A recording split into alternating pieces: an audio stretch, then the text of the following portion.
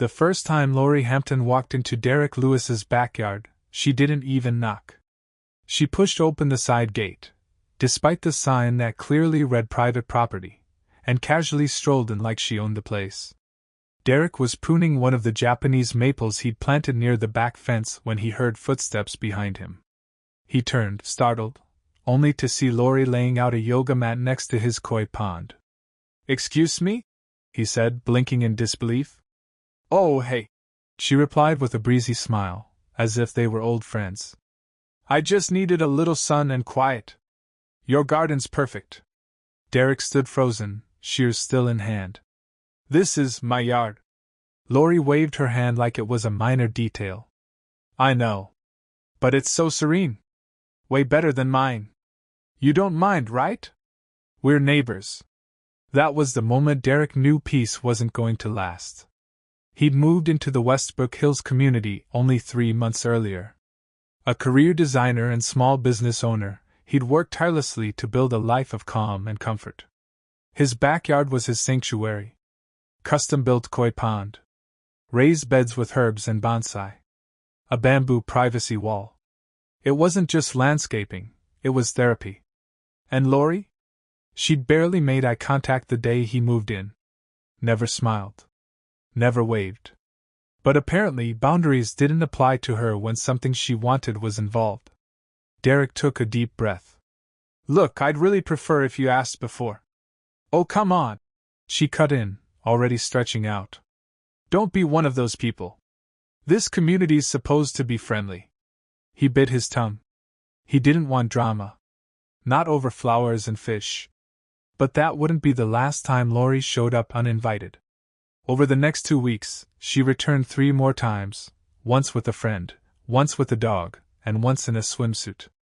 Each time she offered the same dismissive excuse. "You've got something nice. Why not share?" Derrick knew it wasn't about the garden. It was about control. Entitlement. She didn't see him as a neighbor, she saw him as someone she didn't think deserved this space. And that was going to be a problem. By the 4th time Lori let herself into Derrick's backyard, she wasn't even pretending to be subtle. It was a Sunday morning when he stepped outside with a mug of coffee, only to find her sitting on one of his teak-decked chairs, barefoot, sipping from a stainless tumbler like she was at a resort. Her small white terrier, off-leash, of course, was digging furiously at the edge of his flower beds. Derrick tightened his grip on the cup. "Lori, we've talked about this." She didn't flinch. "Relax, Derrick. I'm not hurting anything. You've got so much space back here. I thought you said you worked from home. You don't even use it most of the time." He forced a smile, but it didn't reach his eyes. "It's not about use. It's my property."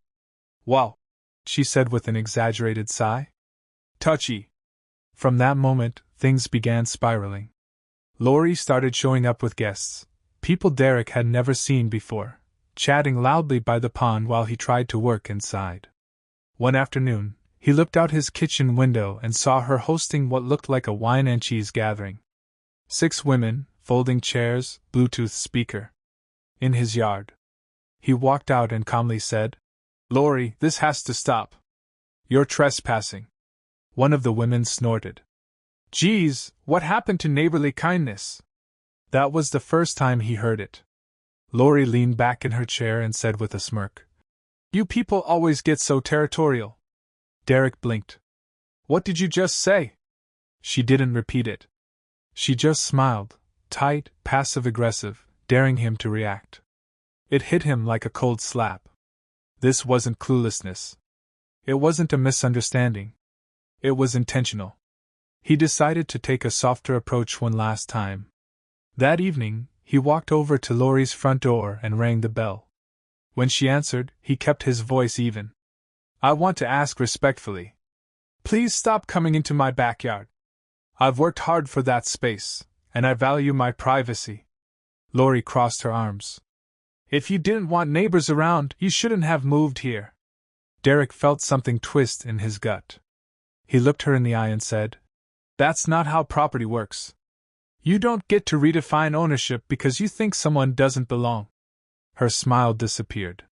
He left before she could answer, but the message was clear: politeness wouldn't solve this.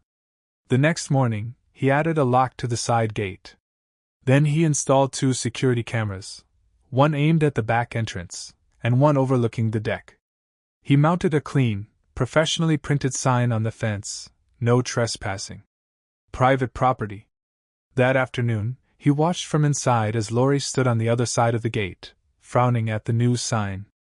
She didn't say a word. But she didn't need to.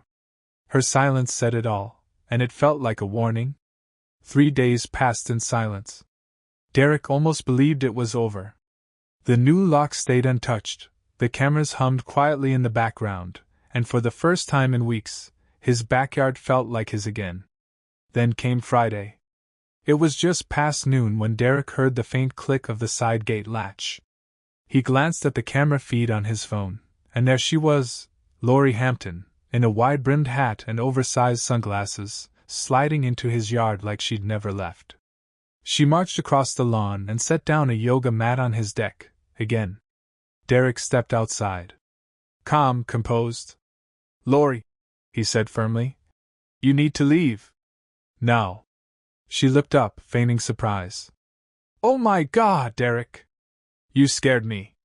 You are trespassing," he said, pointing to the sign. "This isn't up for debate anymore." Lori stood, her voice rising. "Are you seriously making a federal case out of this?" "No," he said, holding his phone up. "But I am recording this conversation now." Her eyes narrowed. "I'm asking you, politely, for the last time. Leave." She scoffed, then did something Derrick didn't expect. She pulled out her phone, stepped back from the deck, and called 911. "Yes, hello, I'm at 413 Tanglewood Drive," she said breathlessly. "My neighbor just cornered me in his yard. He's yelling at me, and I'm really scared right now. He won't let me leave." Derrick's jaw clenched. He looked directly into the camera on the side of the house. Good. It was all being recorded. "Ma'am," he said loudly, for the recording, "you walked into my property, uninvited, past a locked gate and a no trespassing sign. I have video proof. No one is threatening you." She turned away from him, muttering into the phone, "I think he's getting aggressive." It took exactly 7 minutes for the police to arrive. 2 patrol cars pulled up. 2 officers stepped out, one older, one younger. They approached the gate where Lori stood waving frantically. "Officers! Thank God! He locked me in here. He came at me out of nowhere. He's been harassing me for weeks." Derrick remained on the deck, hands visible, calm and steady. "Good afternoon, officers. I have not touched this woman. I asked her to leave my private property, and she called you." The older cop turned to Lori. "You came into his yard?" "Well, yes, but there's a lock and a no trespassing sign," Derrick added. "And I have security footage." He tapped his phone and opened the live feed. The footage played clearly, Lori unlocking the gate using a small object, stepping inside, setting up her mat, and then the full exchange that had just occurred. No threats. No aggression. Just Lori's voice, steadily escalating while Derrick remained calm. The younger officer watched, expressionless. The older one rubbed his temples. "Ma'am," he said carefully, "this is his property. He has every right to ask you to leave." Lori's eyes darted between them. "You're not listening. He's been hostile for weeks. I feel unsafe." "Do you have any evidence?" the younger cop asked. She froze. "No," he said. "Because he does. And it's pretty clear." Lori opened her mouth to speak again, but nothing came out. The older officer turned to Derrick. "Sir, we apologize for the disturbance. You're within your rights. We'll file a report for the record." Derrick nodded, expression unreadable. "Thank you. I appreciate you taking the time to review the footage."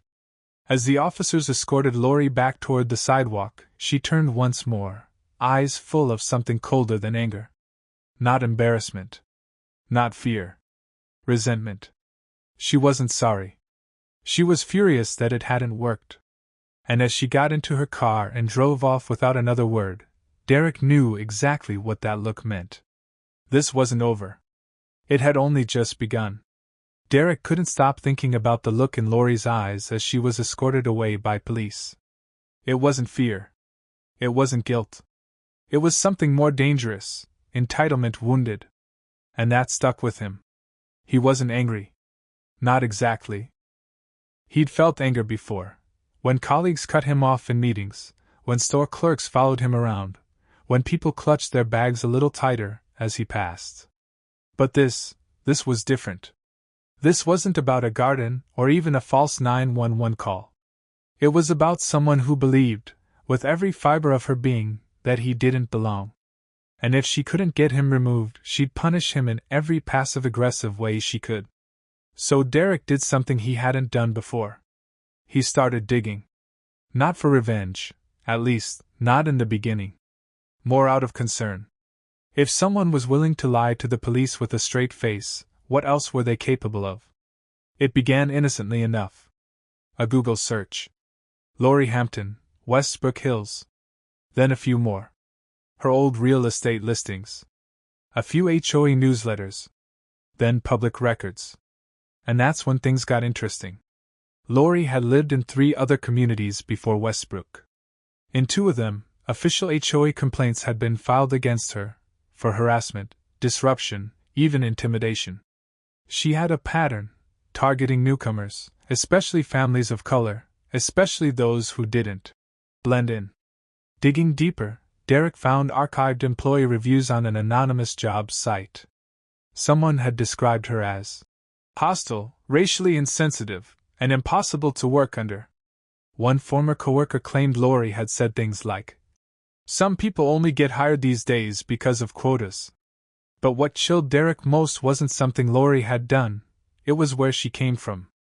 A genealogy site listed Lori's family tree. A few unusual names stood out. He cross-checked them, just to be sure. And there it was. Her grandfather had been photographed in the 1960s at a white supremacist rally, sign in hand, screaming into a megaphone.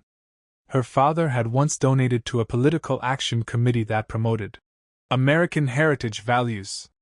There were scanned documents from archived newsletters, ugly words in bold print, signed by people who shared her last name. Derrick sat back in his chair, staring at the screen. It all made sense now. Lori hadn't just been taught to believe she was superior, she was raised in it. This wasn't just casual racism. It was generational. He spent the next few days collecting, downloading, organizing. Not to publish. Not yet. But to prepare. He wasn't going to scream. He wasn't going to threaten. He was going to do what Lori never expected. He was going to tell the truth, and let the truth do the damage. Derrick didn't want revenge. Not the petty kind, anyway. He wasn't interested in shouting matches or viral rants. What he wanted, what he needed, was the truth to do what he believed it always did when placed in the right hands, shine through.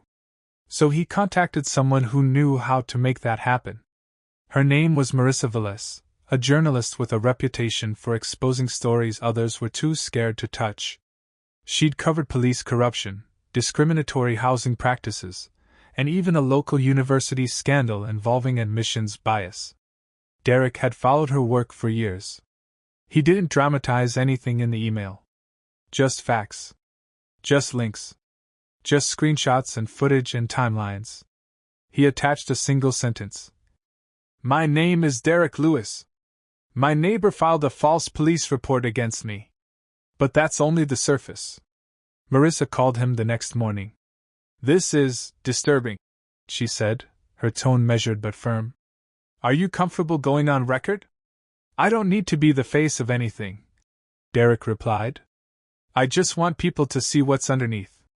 She spent 3 days confirming everything. She interviewed past HOA board members, retrieved archived documents, and even tracked down a former coworker of Lori's who recalled her saying, "They're hiring way too many of those people these days." On Thursday morning, the article dropped. Entitled "Neighbor Files False Police Report, but Her Family History is Even Worse," by Marissa Velez, Justice Weekly. The story was clinical, brutally fair, and devastatingly thorough. It laid out the facts, the video evidence from Derrick's cameras, the timeline of harassment, public records of HOA complaints from 2 different communities, screenshots of derogatory online posts Lori had made under a barely anonymous username, and finally, the family history, her grandfather's photo in front of a burning cross, her father's donations to far-right heritage organizations. Marissa blurred names where appropriate, but the conclusion was undeniable. Lori Hampton wasn't just an entitled neighbor. She was the product of a lineage that taught her some people didn't deserve what she considered hers. The article hit social media within minutes. At first, it was just local buzz. But then a well-known civil rights attorney retweeted it. Then a celebrity quoted it. By evening, the headline had gone national. TikTok creators began dissecting the story, reenacting scenes, adding dramatic readings. Twitter was relentless. The hashtags trended by nightfall. Hashtag backyardbigot. Hashtag HOA Karen. Hashtag she called 9/11 on peace. People found Lori's Etsy craft shop and flooded it with 1-star reviews. Didn't like the racism in the packaging. The hate was handmade, I guess. By the next morning, the shop was gone. Her business page vanished. The LinkedIn profile she once proudly flaunted had been deleted. And her face, caught mid-scream from Derrick's footage, was now the internet's newest meme. But what struck Derrick most wasn't the chaos. It was the silence. No apology. No statement. No knock at the door. Lori didn't confront him. She disappeared. And that, somehow, was louder than any denial. But Derrick had lived long enough to know, silence like that never meant surrender. It meant something far more dangerous was on the way. Lori didn't stay quiet for long. 3 days after the article went viral, she resurfaced, this time not on Derrick's lawn, but online. Using a new social media account under a barely disguised alias, she began posting rants filled with dog whistles and half-denials. When did we decide that people's families define them? Cancel culture is the real hate group. Just because someone's good at editing videos doesn't mean they're innocent. She never used Derrick's name directly, but everyone knew who she was talking about. Comments flooded in. Some supported her. Most didn't. Then came the late-night messages. Derrick began receiving anonymous emails, some mocking, others threatening. One simply read, "Careful who you mess with. Some of us don't forget." He reported them to the police, who documented everything but admitted it was hard to trace. Still, Lori wasn't subtle. A week later, Derrick's cameras picked her up again. Not inside his yard this time, but standing just outside the locked gate, staring. She stayed for 15 minutes. Didn't speak. Didn't move. Just watched. It made Derrick's skin crawl. He sent the footage to the officer assigned to his case. The department flagged her for monitoring. "Let us know if she does anything else," they said. "But don't engage." That was easier said than done. Because Lori was unraveling. More posts went up, screenshots of hate-filled messages she claimed to have received, paired with captions like, "They're trying to destroy me." One night, she live-streamed herself crying on her front porch, blaming Derrick for ruining her life, insisting she was the real victim. The video racked up thousands of views. Commenters dissected her tears, her expressions, her background. A few former neighbors chimed in. "She bullied a black family out of our cul-de-sac in 2018. I've been waiting for this day." The pressure was mounting. And then, one afternoon, it broke. Derrick was trimming his lavender bushes when he heard the shouting. At first, he thought it was coming from the street. Then he saw her. Lori had shoved open the gate, breaking the lock clean off, and stormed into the yard. Her hair was disheveled, her face red with rage. She clutched her phone in one hand and pointed it at Derrick with the other, screaming, "You think you can ruin me and just get away with it? You lied about my family. You made me a target." Derrick backed up slowly, holding his hands out. "Lori, leave. Right now." But she wasn't listening. "I lost everything," she shrieked. "My store, my clients, my name, because of you." He didn't run. He didn't yell. He just tapped his phone, alerting the emergency shortcut he'd set up weeks ago, and stood his ground. "Would you have stayed calm like Derrick? Comment yes or no." Within 4 minutes, the patrol car arrived. The officer stepped out, hand on his belt. "Lori Hampton, back away now." She turned wild-eyed. "He's threatening me. Again. He's—" But before she could spin the story, the officer pointed to the camera on the fence, still blinking red. "We saw it all," he said coldly. "Put the phone down." She didn't. She took a step forward. That was enough. 2 more officers arrived and moved in. They cuffed her mid-sentence, ignoring her shrieks about conspiracies and setups. As they led her away, Lori turned one last time toward Derrick. "I hope you're happy," she hissed. He didn't reply. He didn't need to. The law had finally spoken for him. The charges came swiftly. Trespassing. Filing a false police report. Harassment. Threats of violence. Derrick hadn't pressed charges himself. He didn't need to. The state had more than enough. With camera footage, witness testimony, and her own unhinged social media posts, the case moved to trial within 3 weeks. The courthouse was quiet that morning, but the tension was electric. Word had gotten around. Reporters filled the benches. A few of Derrick's neighbors, the ones who had once silently watched Lori's behavior from their porches, now sat behind him in support. Lori entered the courtroom with her usual defiance. Her posture stiff, her expression sour. Her once polished look was fraying, roots showing in her hair, suit slightly wrinkled, makeup applied too thick. She looked like someone trying to hold together a life already unraveling. And then the judge walked in. "All rise for the Honorable Judge Simone Harris," the bailiff announced. The courtroom stood. Lori's eyes locked onto the judge, and Derrick saw it. That tiny flicker. Disbelief. Then anger. Then barely disguised contempt. Judge Harris was a tall black woman in her late 40s, composed, sharp-eyed, and known for her no-nonsense courtroom demeanor. She took her seat, shuffled through the case file, and looked up. "Ms. Hampton," she said evenly, "you are facing multiple charges, including criminal trespass and filing a knowingly false report.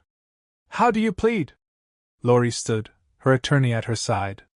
"Not guilty," she said, biting the words off. Judge Harris gave a small nod. "Very well. Let's proceed." What followed wasn't a trial, it was a collapse. The prosecution played the security footage from Derrick's yard, including the moment Lori falsely claimed she was being cornered.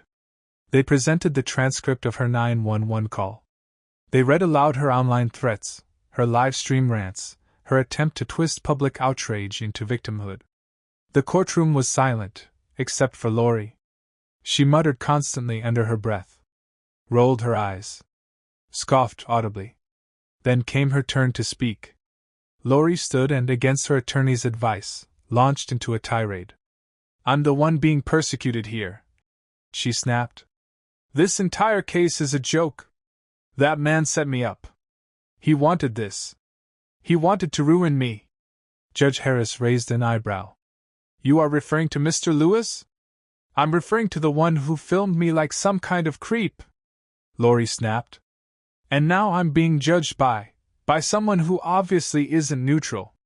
The air in the courtroom froze. Judge Harris leaned forward slightly. "You may want to clarify that last statement, Ms. Hampton." Lori's mouth twitched. "You heard me." There were gasps from the back row. Her attorney placed a hand on her arm, whispering something frantically. Lori yanked her arm away and turned fully toward the judge. "This whole thing is biased. You're biased. I don't care how many degrees you have, this court is rigged." "Ms. Hampton," the judge said sharply, "you are treading dangerously close to contempt." "Oh, please," Lori spat. "You're just another diversity hire with a robe." That was the moment everything shattered. The courtroom erupted in murmurs. The bailiff stepped forward. Derrick watched without blinking. Judge Harris remained calm. "Bailiff," she said, voice steady, "take Ms. Hampton into custody. She is now also being charged with contempt of court and verbal assault directed at a sitting judge." Lori shrieked. "You can't do this! This is America!" "You're absolutely right," Judge Harris replied. "And in America, actions have consequences." The gavel came down. Sentencing: 18 months in county jail. No parole. Immediate custody. Comment 1. If justice was served. 2. If you think she deserved more. As Lori was led away, kicking and cursing, cameras flashed. The media had their ending. Derrick had his justice. And the system, for once, had spoken with clarity. The silence that followed Lori's sentencing was different from the silence before. This one wasn't threatening.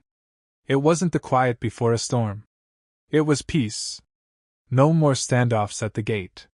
No more passive-aggressive stares from across the hedges. No more late-night live streams or coded threats. For the first time in months, Derrick could stand in his backyard and hear nothing but the breeze rustling through the bamboo wall and the soft trickle of water from his koi pond. It was over.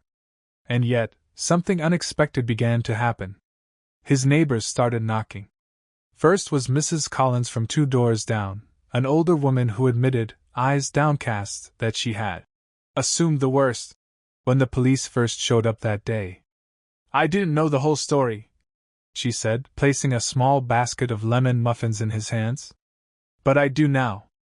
I'm sorry for not standing up sooner." Others followed. One by one, people came forward, not just to apologize, but to connect. They'd read the article. They'd watch the trial. And now, for the first time, they saw Derrick not as a stranger with a nice yard, but as someone they respected. 2 weeks later, a few neighbors organized a small block gathering, not to gawk, not to gossip, but to celebrate. Someone brought string lights and hung them between porches. A couple of teens played soft jazz through a speaker. And Derrick, reluctant at first, eventually joined the circle in his own front yard, a paper plate of barbecue in one hand and a cup of sweet tea in the other. No one mentioned Lori. No one needed to. They talked about music, gardens, dogs, work. And slowly, walls that had felt invisible for so long started to come down. As the night wound down, Derrick stood beneath the lights and looked across the street at the now vacant house Lori had once occupied. He didn't feel triumph. He didn't feel anger. What he felt was clarity. This had never been just about him, or his yard. It had been about the quiet, insidious way prejudice lingered, and how easily it could be ignored until it screamed. And maybe, just maybe, his refusal to stay silent had done more than protect his space. Maybe it had planted something better. If you think more people need to hear stories like this, hit the like button now. In the end, this story wasn't just about one man's garden. It was about boundaries, dignity, and courage. Derrick didn't fight back with fists or fury. He used patience, evidence, and the truth. And that's a powerful lesson. You don't have to shout to be heard, you just have to stand firm. Lori's downfall wasn't just because of her actions, it was because of what those actions revealed. Entitlement. Inherited hate. The belief that some people don't belong. But in a world where those attitudes still echo in neighborhoods, workplaces, and even courtrooms, Derrick's story reminds us that accountability is possible when good people speak up. For many viewers, this hits close to home. Maybe you've had a Lori on your block. Maybe you've felt that same pressure to stay quiet, to avoid conflict, to not make it worse. But sometimes silence is what allows the worst to grow. So, whether it's a backyard, a boundary, or a basic truth, protect what's yours. Speak when it matters. And believe that justice, even if slow, is still worth chasing. Because when one person stands up, it gives others the strength to do the same.